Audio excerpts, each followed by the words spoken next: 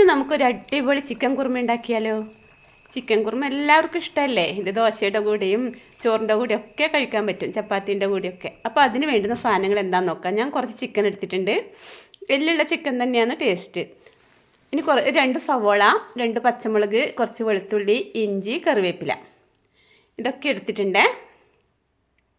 പിന്നെ കുറച്ച് കാഷ്യൂനട്ട്, അത് ചൂടുവെള്ളത്തിലിട്ട് വെച്ചിട്ടുണ്ട്. അത് നന്നായി അരച്ചെടുക്കണം, പേസ്റ്റാക്കി എടുക്കണേ. ഇനി ഇതിന് വേണ്ടുന്നത് തേങ്ങാപ്പാൽ വേണം. തേങ്ങാപ്പാൽ 1-ാം പാലും 2-ാം പാലും എടുത്ത് വെച്ചിട്ടുണ്ട്. ഇനി ഒരു പാൻ എടുപ്പത്ത് വെക്കുക. അതിൻ്റെ അകത്തേക്ക് കുറച്ച് വെളിച്ചെണ്ണയും കുറച്ച് നെയ്യും ഒഴിച്ച് കൊടുത്തിട്ടുണ്ട്. അതിൽ പട്ട, ഗ്രാമ്പു, ഏലക്കായ ഇട്ട് കൊടുത്തു. അതൊന്ന് ചൂടായി വരുമ്പോൾ നമ്മുടെ സവോള, പച്ചമുളക്, വെളുത്തുള്ളി, ഇഞ്ചി, കറിവേപ്പില ഇട്ട് നന്നായി ഒന്ന് വഴറ്റിയെടുക്കണേ. കളറൊക്കെ മാറി വരുമ്പം അത് വാങ്ങിയിട്ടൊരു മിക്സിയുടെ ജാറിലിട്ടിട്ട് നന്നായി പേസ്റ്റ് രൂപത്തിൽ അരച്ചെടുക്കണം. ഇനി കുറച്ച് വെളിച്ചെണ്ണ ഒഴിക്കുക.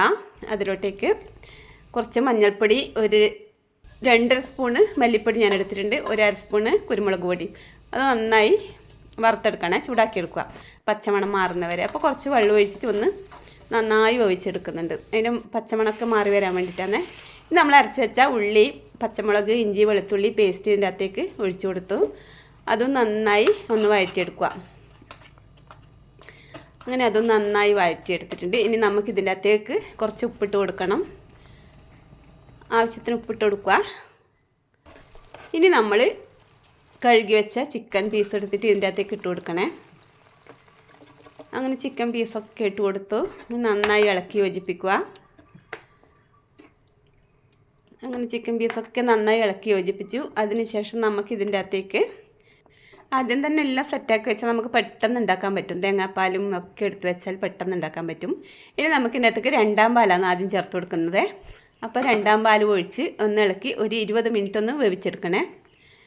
അങ്ങനെ ഏകദേശം വറ്റി വന്നു. ഇതിന് ശേഷം നമ്മൾ അരച്ച് വെച്ച കാഷ്യൂനട്ട് അതിൻ്റെ അകത്തേക്ക് ഒഴിച്ചു കൊടുക്കുക. അങ്ങനെ അരച്ച് വെച്ച കാഷ്യൂനട്ട് ഒഴിച്ചു കൊടുത്തു. നന്നായി ഇളക്കി ഒന്ന് തിളച്ച് വരുമ്പോൾ നമുക്ക് കുറച്ച് ഗരം മസാല ഇട്ട് കൊടുക്കുക. അങ്ങനെ ഗരം മസാല ഇട്ട് കൊടുത്തു. ഇനി നമുക്ക് 1-ാം പാൽ ഒഴിച്ചു കൊടുക്കുക. 1-ാം പാൽ ഒഴിച്ച് കൊടുത്തിട്ട് പെട്ടെന്ന് തന്നെ ഫ്ലെയിം ഓഫാക്കാം. ഒരു തള വന്നാൽ മതി, ചെറിയ തള വന്ന പാട് ഓഫാക്കാം. ഇത് കുറച്ച് കഴിയുമ്പോൾ കുറുകി വരും വാങ്ങി വെച്ചിടത്തിന്. കാരണം അണ്ടിപ്പരിപ്പ് അരച്ചത് ഇട്ട് കൊടുക്കുന്നത് കൊണ്ട് പെട്ടെന്ന് തന്നെ തിക്കായി വരും.